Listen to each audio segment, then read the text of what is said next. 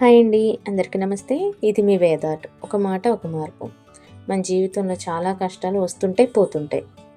కానీ కష్టం వచ్చినప్పుడు మాత్రం మన మనసులో ఒకే ఒక్క ప్రశ్న స్టార్ట్ అవుతుంది. అసలు దేవుడు ఉన్నాడా లేదా? నేను దేవుడిని నమ్ముతున్నాను. అయినా నాకే ఎందుకు ఇన్ని కష్టాలు, బాధలు ఇచ్చావు అని. మీకు కూడా ఇలా అనిపించిన రోజు ఉంటే కనుక ఈరోజు నేను మీకు చెప్పబోయే ఈ శ్రీకృష్ణుడి కథ మీ మనసుకు చాలా దగ్గరగా అనిపిస్తుంది. స్టోరీలోకి వెళ్ళే ముందు ఛానల్ని ఎవరైనా ఫస్ట్ టైం చూస్తున్నట్లయితే సబ్స్క్రైబ్ చేయండి.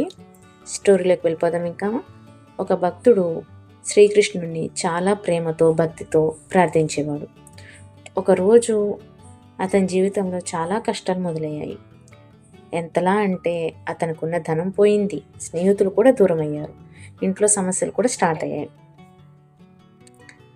అతని బాధలో శ్రీకృష్ణుని ఇలా అడిగాడు, నేను నిన్ను చాలా నమ్మాను కదా కృష్ణ, మరి నాకే ఇన్ని కష్టాలు ఎందుకు ఇచ్చావు అని తనలో తను చాలా బాధపడుతూ కృష్ణుణ్ణి ఇలా అడిగాడు.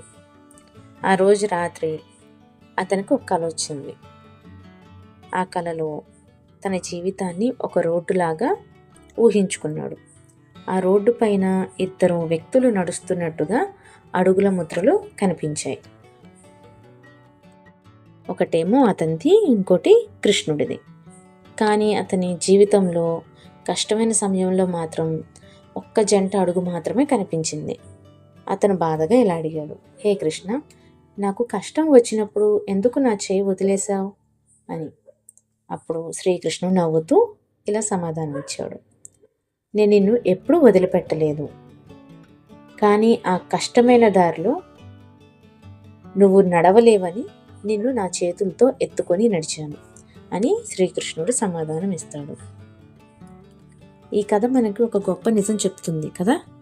మనకు కనిపించేది, మనం భరించేది కష్టం మాత్రమే కాదు, కానీ మనం నమ్ముకున్న దేవుడు చేస్తున్న సహాయం మాత్రం మనకు కనిపించకపోవచ్చు. అవునా కాదా? శ్రీకృష్ణుడు పరీక్షిస్తాడు, కానీ ఎప్పుడు ఒంటరిగా వదిలిపెట్టడు.